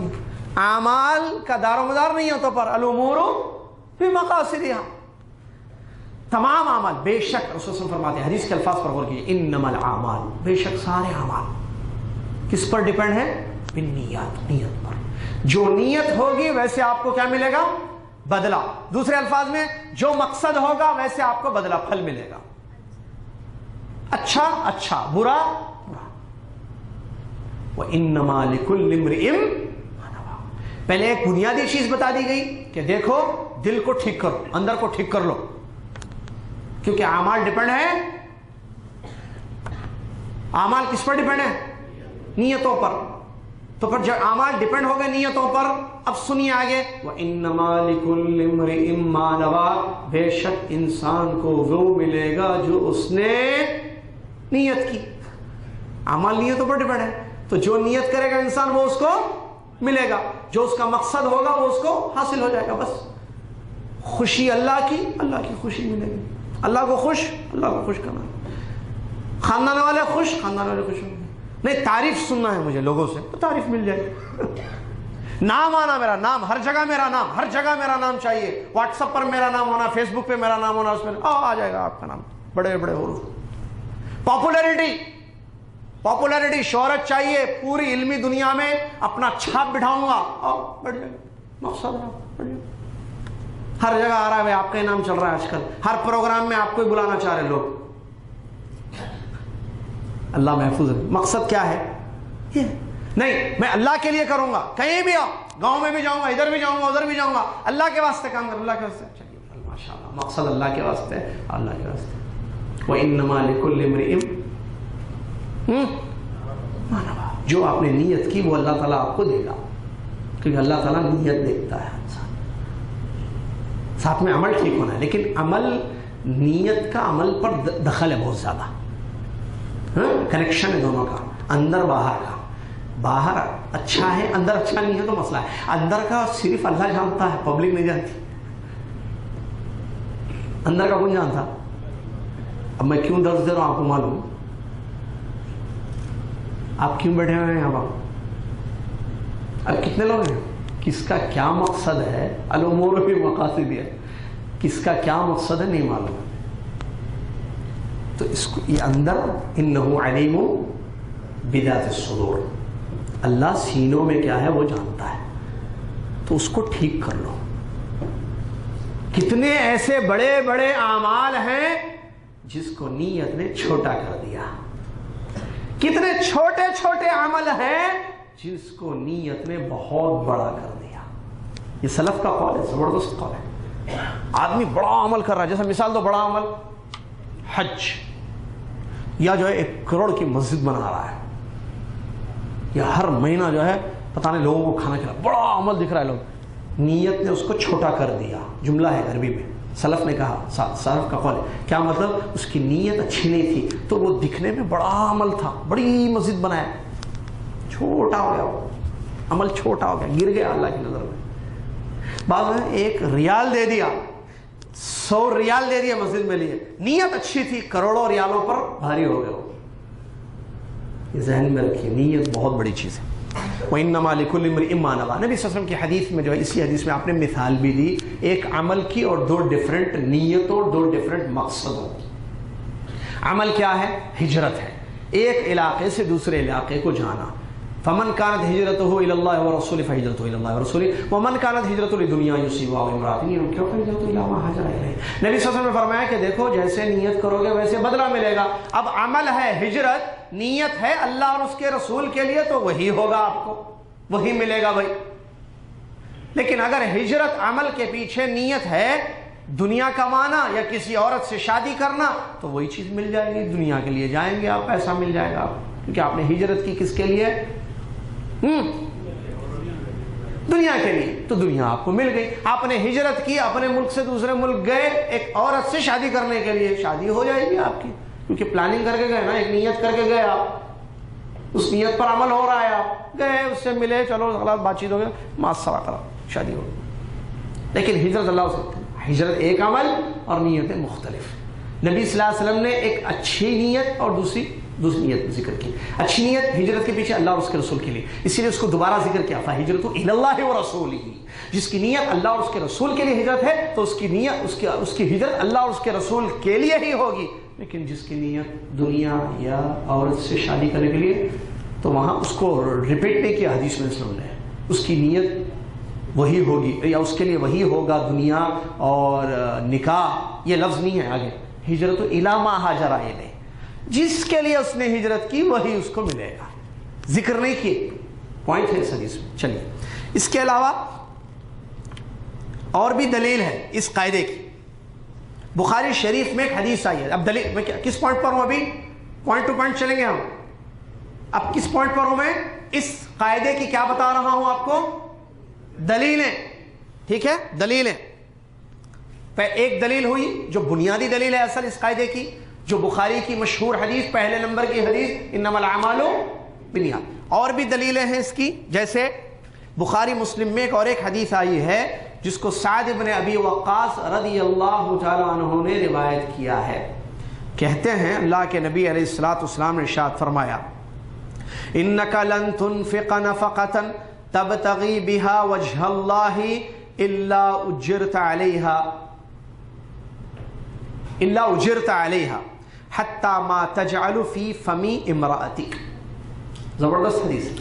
نبی علیہ الصلوۃ والسلام نے فرمایا، بے شک تم کوئی بھی چیز خرچ کرتے ہو اور اس کے پیچھے نیت اللہ کی خوشی ہے تو اللہ تعالیٰ اس پر تمہیں اجر دے گا، یہاں تک کہ تم اپنی بیوی کے منہ میں جو رکھتے ہو. پوری حدیث سنیے تاکہ بیویوں کا حق بھی ادا ہو جائے. حدیث میں کیا فرمایا نبی صلی اللہ علیہ وسلم نے؟ تم جو بھی خرچ کرتے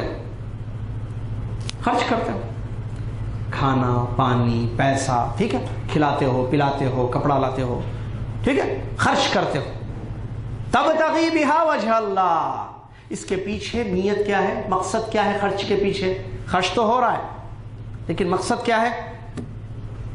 جی بولیے. وجہ اللہ، اللہ کے واسطے. کس کے واسطے خرچ کر رہے آپ؟ اللہ کے واسطے. کیا ہوگا؟ الامور بمقاصدها. بھائی آپ کا خرچ اللہ کے واسطے ہے، ختم، مقصد اللہ کے واسطے نا. الا اجرت علیہا، آپ کو اس کا اجر پورا ملے گا. یہاں تک کہ اپنی بیوی کے منہ میں جو نوالا رکھتے ہو، آپ کوئی روٹی رکھتے ہو، کوئی چیز کھانے پینے کی دیتے ہو بیوی کے منہ، یعنی اس کو پلا رہے یا اس کو کھلا رہے، نوالا منہ میں. بیوی کے منہ میں نوالا رکھنا، پیچھے مقصد کیا ہے اس کا؟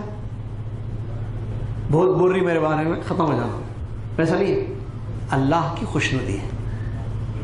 میرے بارے میں بہت کہتی ہے کہ میں بیوی کا خیال ہی نہیں کرتا ہوں بلکہ کھلا رہے. تاکہ لوگوں کو پتہ چل جائے، میری بیوی بول دے نہیں کل جو ہے کھانا کھلائے ہاتھ سے، میں کیا کرے، کل کھانا کھلائے انہوں میرے پاس، خلاص ایک مرتبہ کھانا کھلا کے نیت کیا تھی لوگ نہیں، اس حدیث میں کیا ہے، اس حدیث کا وہ مطلب نہیں ہے، کیونکہ وہ تو غلط نیت ہے. یہاں رسول اللہ کیا فرماتے ہیں، تم جو بھی اللہ کے واسطے خرچ کرتے ہو، یہاں تک کہ اپنی بیوی کے منہ میں نوالا رکھتے ہو اللہ کے واسطے، اللہ کو خوش کرنے کے لیے، اس پر بھی تم کو کیا ملے گا. بھئی منہ میں نوالا رکھنا ایک عام عمل ہے، یہ کوئی عبادت وہ تو نہیں ہے نا نماز روزے کے جیسے. کھلا رہے بیوی کو، اپنی بیوی ہے اس کے منہ میں ایک نوالا رکھ رہے ہیں، لو کھاؤ بیگم، لیکن پیچھے مقصد کیا ہے اس کے، کیا ہے نیت، کیا ہے اللہ کی خوشی. اجر ملے گا بھائی، اللہ جی اجر ملے گا.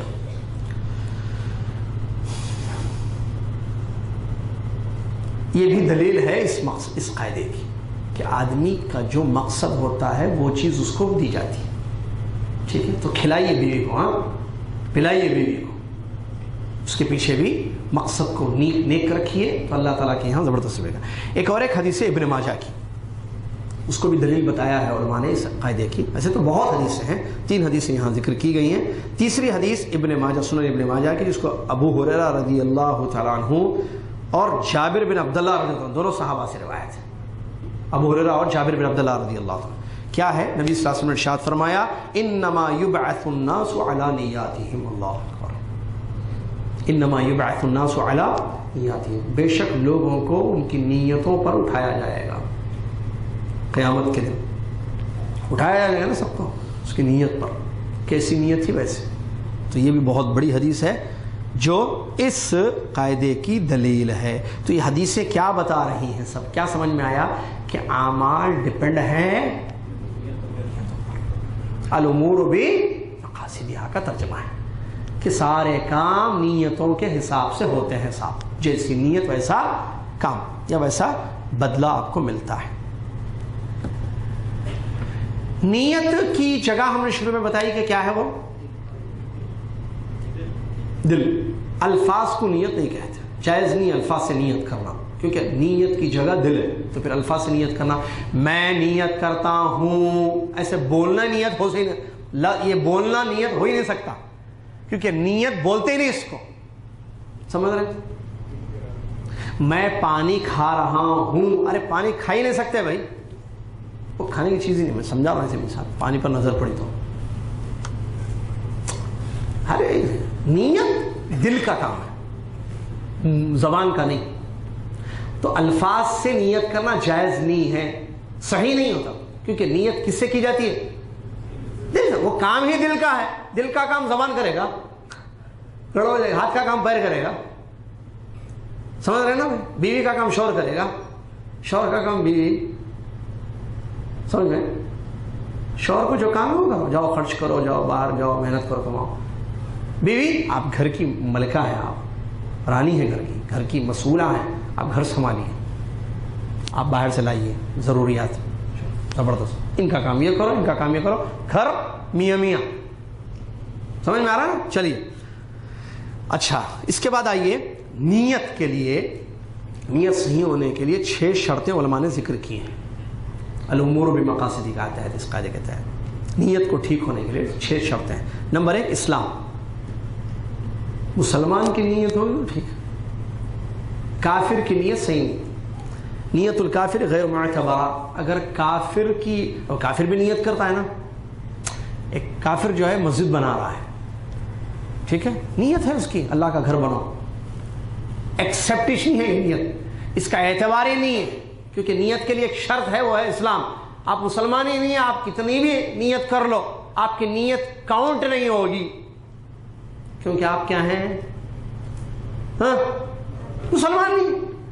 تو کیا اس کو ملے گا بدلہ پھر؟ وہ جو حدیث میں انما الاعمال بالنیات، حدیث میں ہے نا، اعمال کا دار و مدار نہیں ہوتا، آدمی کو جو وہی ملتا ہے جو اس نے نیت کی ہے. تو یہاں جو ہے وینکٹیش کی نیت ہے، اور اس کو حدیث میں نہیں، اس کے لیے شرطیں ہیں کچھ، اس نیت پر جو بدلے ملیں گے اس کے لیے کنڈیشن ہے کچھ 6.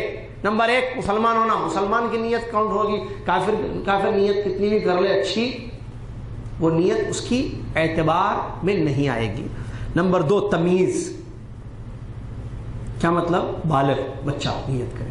چھوٹا بچہ نہیں، سوائے کہ بعض مستثنا جیسے حج ہے وہاں بھی جو ہے والدین بھی ہے کہ وہ نیت کریں اپنے بچے کی حج کی کہ بچہ جب اس کو حج کروائیں تو ان کو اجر ملے گا انشاءاللہ. لیکن وہاں سن تمیز نہیں ہے نا، بچہ چھوٹا بچہ ہے، اس کی نیت کا اعتبار نہیں ہوگا. کیوں؟ کیونکہ وہ مکلف نہیں ہے نا. مکلف کب ہوتا ہے آدمی؟ یعنی عبادتیں وغیرہ سب کا عمل کرنا، عبادت کرنا، واجبات کب ہوتے ہیں؟ سب یہ سن بلوغت کے، بالغ. اس سے پہلے تو کچھ بھی نہیں ہے، نہ نماز، نہ روزہ، نہ زکوٰۃ، حج. چلیے تیسری چیز ہے عقل. مجنون کی نیت صحیح نہیں ہو سکتی کیونکہ عقل ہی نہیں ہے اسے. ٹھیک ہے، تو نیت کی تیسری شرط کیا ہے؟ عقل. پہلی کیا ہے؟ مسلمان ہونا. دوسرا بالغ. تیسرا جس نیت کا اعتبار کیا جائے گا، ہاں بھائی یہ نیت ہے آپ کو بدلہ ملے، اس کے لیے یہ شرطیں ہیں. 3 ہو گئے. چوتھی العلم بالمنوی، وہ کام معلوم ہو جس کی نیت آپ کر رہے ہیں. کیا مطلب اس کا؟ لا يمكن ان تنوي شيئا لا تعلمه. ایک کام آپ جانتے ہی نہیں ہیں اس کی نیت کیسا کر سکتے آپ؟ ایک کام آپ کو معلوم ہی نہیں ہے. بھائی کام کی نیت ہوتی ہے نا، تو کام ہی نہیں ہے تو کام معلوم ہی نہیں ہے آپ کو. جیسا نماز کی نیت کرنا ہے نا، بھائی سمجھاتا ہے نماز کیا ہے معلوم ہی نہیں. ایک آدمی اسلام قبول کیا، ٹھیک ہے، اب نماز پڑھنے کے لیے نیت کرنا ہے نہیں ہے دل میں؟ بتائیے، یا بغیر نیت کے نماز پڑھ سکتے ہیں؟ ارے بھائی دل میں، ہاتھ میں تھوڑی بول رہا ہوں، وہ تو شروع میں بتا دیے دل کی جگہ ہی نیت ہے، اس کو ریپیٹ کرنے کی ضرورت نہیں. میں یہ کہہ رہا ہوں کہ نماز بغیر نیت کے ہوتی ہے نہیں ہے نا، ایک عبادت ہے، اس کے پیچھے ایک نیت ہونی چاہیے. اور وہ نیت کیا ہے وہ تو اپنے الگ مسئلہ، اخلاص ہے یا ریاکاری، وہ الگ تفصیل اپنی جگہ. لیکن میں سوال یہ کر رہا ہوں کہ ایک آدمی ایک کام کر رہا ہے تو وہ کام کو وہ کام کیا چیز ہے، تو پھر آپ کی نیت صحیح ہے. کام معلوم ہی نہیں ہے، جا کے ٹھہر گئے، کھڑا ہو گئے ایسی. اب جیسے نماز پڑھنا ہے تو نماز پڑھنا ایک کام ہے نا، ایک عبادت ہے نا، تو اس کو جانتا ہی نہیں ہے نماز کس چڑیا کا نام ہے، نماز کس چیز کو کہتے ہیں، آدمی کو نہیں معلوم ہے، تو پھر اس کی نیت کا اعتبار نہیں ہوگا. کیوں؟ کیونکہ کام کو جاننا، جس کام کے لیے نیت کرنی ہے.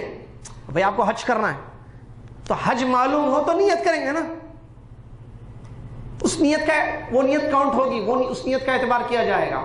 اگر آپ کو معلوم ہی نہیں ہے حج کیا چیز ہے، نکل پڑے لوگوں کے ساتھ، کس کو بولتے ہیں حج معلوم ہی نہیں ہے، کہاں کرنا ہے، کیا کیسے جانا ہے. تو وہی کہہ رہے ہیں کہ ایسے نہیں ہو سکتا ہے کہ آپ کسی چیز کی نیت کریں اور وہ چیز ہی آپ کو معلوم ہی نہیں. تو یہ بھی شرط ہے. کیا ہونا؟ العلم بالمنوی بولتے ہیں اس کو، یعنی کام کو معلوم کرنا، تاکہ اس کام کو معلوم کرنے کے بعد کیا کریں، اس کام کا ہم ارادہ کریں، اس کام کا قصد کریں، اس کام کی نیت کریں. کتنے ہو گئے؟ 4. 5ویں شرط نیت کے لیے، نیت صحیح ہونے کے لیے یا اس کا بدلہ آپ کو ملے گا، بولیں گے ہاں کریکٹ نیت صحیح ہے، اخلاص. کیا مطلب اخلاص؟ خالص. اخلاص عام الفاظ میں اصلی بولے، پیور، PURE، اخلاص اصلی شہد، ٹھیک ہے، پیور. اخلاص کا معنی کیا ہے بتا رہے ہیں کہ عمل جو ہے اللہ کے لیے ہونا. اس کا تو خیر ورڈ کا میننگ میں نے بتایا، اخلاص جو ہے اخلص للہ ایسے جو. لیکن اخلاص کا یہاں معنی کیا ہے؟ اخلاص پیورٹی کے معنی میں آتا ہے ڈکشنری میں، اس کے مختلف معنی ہیں. لیکن یہاں مقصد کیا ہے اخلاص کا بتانے کا؟ کہ عمل کس کے لیے ہو. اچھا، اخلاص کے بارے میں بہت اچھی بات ہے. ایک ہے نیت ہے، ایک ہے اخلاص. نیت پر ایکسٹرا چیز ہے اخلاص، تھوڑی زیادہ چیز ہے اخلاص. کیسے؟ ایک ہے نیت ہے، ایک ہے اخلاص. نیت کس کو بولتے بولیے؟ کسی کام کا ارادہ کرنا. بس آپ ارادہ کر لیجئے کسی کام کا، اٹ از کالڈ نیت. ختم. نماز پڑھنا ہے، میں نماز پڑھنے جا رہا ہوں، تو نماز کی کیا ہے آپ کے دل میں؟ بولے نہیں آپ نے نماز پڑھنے کا ارادہ کیا ہے، تو یہ کیا ہو گئی؟ نماز کی نیت. حج کرنا ہے، مدینے کی زیارت ہے، درس دینا ہے، درس سننا ہے، کسی بھی کام کا کیا کرنا؟ ارادہ کر لینا. یہ کیا ہے؟ نیت ہے. اخلاص کیا ہے؟ وہ کام اللہ کے لیے کرنا. پوائنٹ. صرف کام کا ارادہ کر لینا کیا ہے؟ نیت ہے بھائی. وہ پھر اخلاص کس کو بولتے ہیں؟ وہ کام یہ کیا ہے؟ شرط ہے اخلاص. کس کی؟ نیت کی شرطیں چل رہی ہیں. شروع سے کیا شرطیں کس کی بتا رہا ہوں میں ابھی آپ کو. کتنی شرطیں ہیں؟ کتنے ہوئے اب تک؟ 5 بتائیں. اسلام، بالغ کی نیت کاؤنٹ ہوگی. ہاں، عاقل، کام کو معلوم کرنا جس کام کی نیت کرنی ہے. ہاں، اخلاص. لاسٹ اللہ یاتی بما یناقضھا، نیت کو ختم کرنے والا کام نہیں کرنا، تو توڑ دینا نہیں، نیت باقی رکھنا. اس وہ بھی نیت کیے تھے توڑ دی، اس کی اپوزٹ کام نہ ہو. یعنی ایک نیت آپ نے کی تھی، جیسے مثال اس کا زبردست مثال علماء نے دی ہے. رمضان کے روزے، یہ رجب کے مہینے میں ایک دعا پھیلائی گئی ہے، پڑھا جاتا ہے. اللہم بارک لنا فی رجب و شعبان و بلغنا رمضان. غلط، حدیث سے ثابت نہیں ہے دعا. اے اللہ اے اللہ رجب اور شعبان میں برکت دے اور رمضان پانے کی توفیق دے. یہ دعا حدیث سے ثابت نہیں ہے. ٹھیک ہے، جنرل آپ بولیے اللہ تعالیٰ رمضان کا مہینہ نصیب کرے گا، لیکن یہ جو دعا بتا رہے کہ یہ رجب کے شروع میں یہ دعا پڑھنی ہے، یا رجب کا مہینہ آ گیا بول کے آپ لوگوں کو خوشخبری سنائیں گے تو آپ کو ایسے ہوگا ویسے ہوگا، یہ کوئی بھی بات حدیث سے ثابت نہیں ہے. تو رمضان آ رہا ہے انشاءاللہ، ہے نا. اللہ تعالیٰ پانے کی توفیق عطا فرمائے. ایسی جنرل دعا کر سکتے ہیں. آمین. ٹھیک ہے. تو رمضان میں روزوں کی نیت کرنا روزوں کے صحیح ہونے کے لیے شرط ہے. معلوم ہے آپ کو؟ ایک آدمی روزے کی نیت ہی نہ کرے، روزہ رکھ لے. ہاں، نیت کا کتنا بڑا دخل ہے عمل میں بتائیے آپ. کہ اگر نیت ہی نہیں ہے، عمل ایسی کا رکھ لیے تو گیا عمل، روزہ ایکسیپٹ ہی نہیں ہوگا. نماز، روزہ، زکوٰۃ سب ایک شرط ہے. بار بار آپ پڑھیں گے کتابوں میں کیا ہے؟ نیت نیت نیت. نماز کی نیت الفاظ سے نہیں، دل، وہ تو بتا دیا ہم پہلے. نماز کی نیت، حج کی نیت، عمرے کی نیت، فلاں فلاں فلاں سب، حتیٰ کہ منہ میں نوالا ملے گا اس کے پیچھے بھی نیت خالص ہے، اجر ملے گا. آدمی سو رہا ہے لیکن نیت کیا ہے؟ سو کر میں فریش ہو کر اٹھ کر قرآن پڑھوں گا، سونے پر اجر مل گیا. کیا بات ہے بھائی. نیت کیا کام ہو رہی؟ نہیں، نیند آ رہی، سو رہا ہوں، مجھے بہت نیند آ رہی، مجھے سونا ہے، سو جائیے. یہاں ایک پوائنٹ کی بات کہ نیت کا کتنا بڑا دخل ہے. مستحب کام نیت ٹھیک ہونے کی وجہ سے عبادت بن جاتے ہیں. سمجھ رہے؟ نہیں. مباح کام، سونا، کھانا، پینا، کیا ہے یہ سب؟ مباح، جائز ہے. نہیں عبادت ہے؟ نہیں ہے نا عبادت. بھائی کھانا، سونا، پینا عبادت ہے؟ نہیں ہے. لیکن اگر نیت اس کے پیچھے خالص رکھی جائے تو اس سے یہ مباح کام کیا بن جاتے ہیں؟ عبادت بن جاتے ہیں. اچھا کیسے؟ 2 آدمی سو رہے ہیں. ایک آدمی اس لیے سو رہا ہے کہ اس کو نیند آ رہی ہے، وہ چاہتا ہے کہ میں سو بس نیت ہے سونا خلاص. ایک عمل کا ارادہ کر رہا ہے اور وہ ہے نیند، سونا ہے، سو گیا. تو مباح ہے، ٹھیک ہے، حلال جائز کام ہے، عبادت نہیں کر رہا ہے. لیکن ایک آدمی اس لیے سو رہا ہے کہ اٹھ کر میں تہجد پڑھوں، قرآن پڑھوں، تو کیا ہوگا؟ یہاں تو نیت الگ ہے، وہ تو خالی سویا ایسے سونے کے لیے، جنرل نیت ہے سونے کی. لیکن اس کی نیت کیا ہے کہ میں اس سو کے فریش ہو کر اٹھ کر، تو اس کو جو ہے ایک ذریعہ بنا رہا ہے عبادت. تو اس کا یہ عمل کیا ہو گیا؟ عبادت بن گیا. جی علماء نے لکھا ہے اس کو باقاعدہ. چلیے تو اس کے اب رمضان کی مثال میں بتا، چھٹی جو شرط علماء نے بیان کی، آپ رمضان کا روزہ رکھتے ہیں تو رمضان کے روزے کے لیے نیت ضروری ہے. آدمی نے روزہ رکھنے کی نیت کر لی، کس کے؟ رمضان. سٹارٹ ہو گیا، فجر پڑھ لیا، ظہر، عصر میں جو ہے نیت توڑ دیا، روزہ رہے گا اس کا، گیا.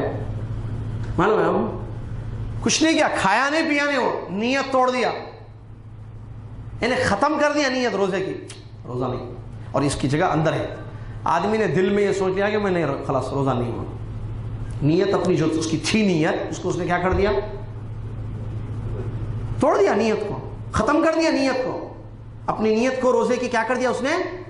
ختم کر دیا. تو اس کا کیا نقصان ہے؟ روزہ گیا اس کا، سورج غروب ہونے تک کھا بھی نہیں سکتا، پی بھی نہیں سکتا ہے. تھرڈ، قضا ضروری ہے اس کی. 3 پرابلم میں پڑ گیا ہے. نمبر 1 روزہ گیا اس کا. دیکھیں کیسے احکام سمجھ میں آ رہے ہیں. نیت الامور بالمقاصد کتنی اہم چیز ہے. نیت اس نے توڑ دی، اور نیت کی شرطوں میں سے ہے کہ نیت توڑنا نہیں، کوئی ایسا کام نہیں کرنا جس سے نیت ٹوٹ جائے. جیسے کہ آپ جو ہے ارادہ بدل دیتے ہیں، روزہ ختم کر رہے ہیں، نیت ختم کر رہے ہیں، تو اس سے روزہ چلا گیا. ایک دوسرا، کھا نہیں سکتے پی نہیں سکتے، رکنا، منہ بند. کب تک؟ سورج غروب ہونے تک، مغرب تک. نمبر 3، یہ جو توڑے نہیں روزہ، یہ ٹوٹ گیا آپ کا روزہ، اس کو قضا کرنا. سمجھ میں آیا؟ تو نیت کی یہ کیا ہے؟ 6 کیا ہیں؟ شرطیں ہیں. چلیے، قرآن کریم میں اور اللہ کے نبی صلی اللہ علیہ وسلم کے احادیث میں نیت کا بڑا اہتمام کیا گیا ہے. نیت کا بڑا اہتمام کیا گیا ہے، بڑی عنایت ہے اس کی. دیکھیے جس کہ اللہ تعالیٰ نے فرمایا وَمَا أُمِرُوا إِلَّا لِيَعْبُدُوا اللَّهَ مُخْلِصِينَ لَهُ الدِّينَ. لوگوں کو اس بات کا حکم دیا گیا ہے کہ وہ عبادت کریں اللہ کی. کیسے؟ مخلص ہو کر. تو مخلص نیت ہے، اخلاص کے ساتھ. اہتمام دیکھیں نیت کا کتاب و سنت میں. اللہ تبارک و تعالیٰ نے فرمایا کہ لوگوں کو حکم دیا گیا عبادت کرنے کا اخلاص کے ساتھ. تو اس کا مطلب اخلاص ضروری ہے عبادت کے پیچھے. یہ آیت. اور اللہ تعالیٰ نے فرمایا دوسری آیت میں فَاعْبُدِ اللَّهَ مُخْلِصًا إِنَّا أَنزَلْنَا إِلَيْكَ الْكِتَابَ بِالْحَقِّ فَاعْبُدِ اللَّهَ مُخْلِصًا لَهُ الدِّينَ. ہم نے آپ کی طرف قرآن کو اتارا ہے حق کے ساتھ، تو آپ دین کو اللہ کے لیے خالص کرتے ہوئے اس کی عبادت کیجئے. دیکھیں یہاں بھی خالص کیجئے دین کو اللہ کے لیے، یعنی اپنی نیت کو خالص اللہ کے لیے کیجئے. یہ بھی آیت ہے. قُلْ إِنِّي أُمِرْتُ أَنْ أَعْبُدَ اللَّهَ مُخْلِصًا لَهُ الدِّينَ. قرآن میں جگہ جگہ ہے نیت ٹھیک کرنے کے لیے کہا گیا ہے. ٹھیک کرو. نبی صلی اللہ علیہ وسلم سے کہا جا رہا ہے کیونکہ نبی امت کے لیے نمونہ ہے. تو آپ کی نیتیں جب خالص، آپ نبی صلی اللہ علیہ وسلم کو جب یہ کہا جا رہا ہے کہ آپ خالص نیت سے عبادت کیجئے، تو ساری امت اس میں شامل ہے. جب نبی کو یہ کہا جا رہا ہے تو آپ بدرجہ اولا ہیں، کیونکہ آپ نبی کے کیا ہیں؟ تابع ہیں. جو نبی کے لیے ہے وہ آپ کے لیے بھی ہے، الا یہ کہ بعض جہاں جو ہے مخصوص چیزیں جہاں شریعت نے خاص کر دیا، ورنہ ساری چیزیں. کیونکہ نبی آپ کے لیے آئیڈیل ہے، تو جو آپ کے لیے آئیڈیل ہے انسان اسوہ حسنہ، ان کو یہ کہا جا رہا ہے کہ آپ یہ کیجئے، آپ یہ کیجئے. خلاص آپ اس کے پیچھے تابع ہے، سب آپ تابع ہے. سمجھ لیں؟ جیسے آپ کا اقامہ رینیول ہوتے پیچھے بھی ان کا بھی ہو جاتا ہے آٹومیٹکلی. سمجھ میں آ رہا نا؟ تابع سمجھنے کے لیے بتا رہا ہوں. اقامہ بولتے جلدی سنتے ہیں سر. آپ سمجھ میں آ گیا، ابھی تھوڑی دیر پہلے جو بول رہے تھے اب سمجھ میں آ گیا. چلیے، قل انی امرت ان اعبد اللہ، بولے کہہ دیجیے آپ، کیونکہ آپ بولیے لوگوں کو، امت کو، کہ میں اللہ کی عبادت کرتا ہوں خالص اخلاص کے ساتھ. قل امر ربی بالقسط. اور بھی بہت ساری آیتیں جیسے واقیموا وجوہکم عند کل مسجد.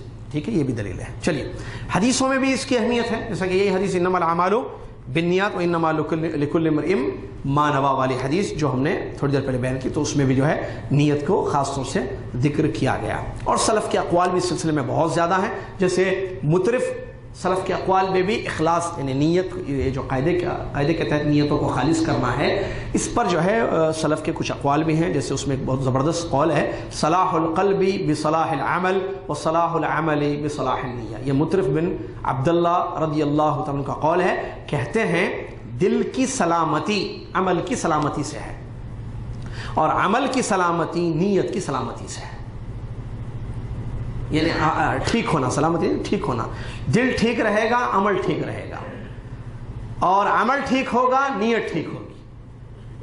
نیت ٹھیک ہوگی تو عمل ٹھیک ہو جائے گا آپ کا. عمل ٹھیک رہے گا تو دل آپ کا ٹھیک رہے گا. یعنی عمل خالص اللہ کے لیے کریں گے تو پھر ایسی صورت میں جو ہے آپ کو جو ہے اس کا بدلہ ملے گا. یہ مطلب ہے. چلیے، اس کے بعد عمل کے قبولیت کے لیے جو شریعت نے 2 بنیادی شرطیں رکھی ہیں، اس میں ایک یہی ہے جو اس قاعدے سے ریلیٹڈ ہے. کوئی بھی عمل، نماز، روزہ، زکوٰۃ، قربانی، حج، اللہ تعالیٰ اسی وقت قبول کرے گا جب اس میں 2 شرطیں ایک ساتھ پائی جائیں گی، تو اللہ تعالیٰ اس عمل کو کیا کرے گا؟ قبول کرے گا. پہلی شرط کیا ہے؟ نیت آپ کی خالص ہو. دوسری شرط آپ کا ظاہری عمل سنت کے مطابق ہو. ایک اندر ٹھیک ہو ایک باہر ٹھیک. جب اندر باہر ٹھیک، ہاں اب آپ دیکھیے، آپ 2 رکعت پڑھیے، آپ کو جو ہے بے شمار رکعتوں کا اجر ملے گا. آپ 1 ریال خرچ کیجئے، بے شمار ریالوں کا اجر ملے گا. جیسا کہ حدیثوں میں اس کا من جاء بالحسنۃ فلہ عشر امثالھا، یہ دوسری حدیثیں جو ہے کہ آدمی نیکی کرتا ہے تو اس کو 700 گنا تک یا اس سے بھی زیادہ اللہ تعالیٰ جتنا چاہے اجر دیتا ہے ایک ایک نیکی پر. یہ کب ہوگا یہ اجر؟ جب عمل آپ کا قبول ہوگا. عمل قبول ہونے کے لیے اندر باہر ٹھیک کرنا ضروری ہے. اندر نیت ٹھیک کریں، باہر عمل سنت کے مطابق کریں. سمجھ میں آ رہی بات؟ ایک ٹھیک ہے ایک ٹھیک نہیں ہے. ہاں ساجد صاحب، اندر ٹھیک نہیں ہے باہر ٹھیک ہے. باہر زبردست ہے، اندر صحیح نہیں ہے. گیا سمجھ میں نا؟ اندر کیا ہے؟ ریاکاری ہے، شرک ہے، غیر اللہ کے لیے عمل ہونا جا رہا ہے، دنیا کو خوش کرنے کے لیے، پاپولیرٹی کے لیے، شہرت کے لیے کیا جا رہا ہے عمل. عمل جتنا چاہے مزین، بیوٹیفل، خوبصورت، بڑی شکل میں ہو، لیکن نیت میں کھوٹ ہے تو پھر گیا عمل، قبول نہیں ہوگا اللہ کے پاس. ایک دوسرا نہیں، اندر ٹھیک ہے خالص، لیکن عمل جو ہے ظاہری اس کی شکل جو ہے سنت کے مطابق نہیں ہے، یعنی نبی صلی اللہ علیہ وسلم کا طریقہ نہیں ہے اس میں. وہ جو عبادت کی جا رہی ہے، وہ عمل جو کیا جا رہا ہے وہ سنت کے مطابق نہیں ہے تو بھی گیا عمل. تو پھر دونوں چیزیں ضروری ہو گئی، ایک نیت خالص اور دوسری جو ہے ظاہری عمل سنت کے مطابق ہونا. عبداللہ بن مسعود رضی اللہ تعالیٰ عنہ فرماتے ہیں لا ينفع قول الا بعمل، قول بغیر عمل کے فائدہ نہیں دے گا. قول بات بغیر عمل کے کسی کام کے نہیں، خالی بولے لیکن عمل نہیں کیے. لم تقولون ما لا تفعلون، کیوں بولتے ہو جو کرتے نہیں ہو. اللہ نے کہا کبر مقتا عند اللہ ان تقولوا ما لا تفعلون، اللہ کے پاس یہ بہت بڑی بات ہے کہ تم بولتے ہو لیکن کرتے نہیں ہو. تو کہتے ہیں عبداللہ بن مسعود رضی اللہ تعالیٰ عنہ قول بغیر عمل کے نفع فائدہ نہیں ہوگا، بات کا فائدہ نہیں ہوگا بغیر عمل کے. ولا ينفع قول وعمل الا بنیہ، اور کہتے ہیں عبداللہ بن مسعود رضی اللہ عنہ اور قول و عمل بغیر نیت کے کسی کام کریں. ولا ينفع قول وعمل ونية الا اذا وافق السنة الصحيحة الثابتة عن رسول الله صلی اللہ علیہ وسلم. اور قول، عمل اور نیت تینوں بھی ہیں لیکن سنت کے مطابق نہیں ہے تو پھر ایسی صورت میں صحیح رسول صلی اللہ علیہ وسلم کی سنت کے مطابق نہیں ہے تو پھر اس کا کوئی فائدہ نہیں ہوگا. قول سنت کے مطابق ہونا، نیت سنت، کیا مطلب نیت سنت کے مطابق ہونا؟ خالص ہونا نیت. رسول صلی اللہ علیہ وسلم نے جو ہے خالص عمل کرنے کے لیے کہا ہے. اللہ نے رسول کو حکم دیا کہ آپ اپنے عمل کو خالص کیجئے، یعنی نیت کو خالص کیجئے عمل کو. ٹھیک ہے، سمجھ میں آ رہی نا بات؟ ٹائم ہو گیا نا، ابھی باتیں ہیں اور ٹھیک ہے، رکتے ہیں انشاءاللہ. عبادتوں میں نیت کا مقصد کیا ہوگا، ٹھیک ہے، اس سے جڑی ہوئی 2 چیزیں ہیں، ٹھیک ہے، وہ انشاءاللہ پڑھنی ہے. اور ایک چیز اس قاعدے کے تحت باقی ہے کہ اس بڑے قاعدے کے تحت چھوٹے چھوٹے کتنے قاعدے ہیں جو اس کے انڈر میں، اس کے تابع میں آتے ہیں. یہ 2 چیزیں باقی ہیں جو بہت اہم ہیں. اس کے بعد انشاءاللہ ایک دوسرا قاعدہ بھی آپ کی خدمت میں سٹارٹ کیا جائے گا. ایک قول لکھا تھا، میں بتا دوں آپ کو. کان السلف رحمهم اللہ كانوا يتعلمون النیت کما كانوا يتعلمون العمل. سن لیجیے، میں سلف صالحین رحمهم اللہ نیت کو سیکھتے تھے جیسے عمل کو سیکھتے تھے. کیا؟ سلف صالحین رحمہ اللہ نیت کرنے کو سیکھتے تھے جیسے عمل کریں، یعنی نیت خالص کرنا، کیسے خالص کرنا یہ سیکھتے تھے جیسے عمل کیسے کرنا سیکھتے تھے. آج ہم عمل کے پیچھے نہ عمل صحیح کرنا ہم سیکھتے ہیں، سنت کے مطابق کیسے ہمارا عمل ہو جائے بھائی، نہ یہ سیکھنے کی یا علم حاصل کرنے کا جذبہ یا شوق ہے، نہ نیت کو کیسے پاک کیا جائے گا، شوائب سے یا غیر اللہ سے ہٹایا جائے، اخلاص کیسے نیتوں میں پیدا کیا جائے، یہ سیکھنا پڑتا ہے. تو یہ بھی جو ہے سیکھنے کی طرف توجہ ہماری نہیں ہے. اللہ تعالیٰ جو ہے رحم فرمائے. بہرحال آج کے درس کے لیے اتنی باتیں کافی، کیونکہ وقت ہو چکا ہے. اور بھی کچھ باتیں ہیں، بہت زبردست باتیں ہیں انشاءاللہ. آتے رہیے بس پلیز، چھوڑیے مت کلاسز. ہاں چھوڑیں گے بہت بڑا نقصان ہو جائے گا. دیکھیں مجھے نہیں معلوم پھر بعد میں ایسا پچھتائیں گے کہ میں کیا بتاؤں آپ. زندگی میں کسی چیز پر پچھتاوا نہیں ہوگا اتنا. جتنا یہ اس پر پچھتاوا ہوگا کہ ہم نے جو ہے موقع تھا، سب کچھ تھا، پھر بھی علم حاصل نہیں کیا. تو اللہ تعالیٰ سے دعا ہے اللہ تعالیٰ مجھے اور آپ کو اور تمام مسلمان بھائیوں اور بہنوں کو علم نافع اور عمل صالح کی توفیق عطا فرمائے.